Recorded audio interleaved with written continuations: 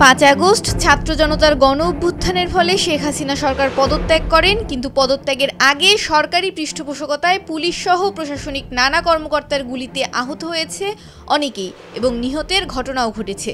আহতরা অনেকেই চিকিৎসা নিচ্ছেন সরকারি এবং বেসরকারি হসপিটালে। তারই ধারাবাহিকতায় আজ 25 আগস্ট পঙ্গু হাসপাতালে আহত ব্যক্তিদের চিকিৎসা এবং সাহায্য করতে আসেন বিএনপি পরিবারের আহ্বায়ক আতিকুর রহমান রুমু।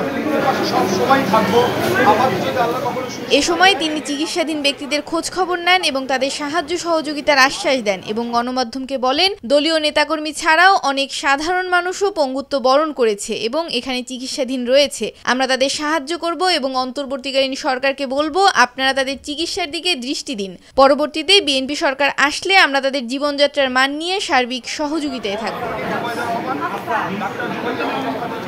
ডেস্ক রিপোর্ট, ভোরের পাতা।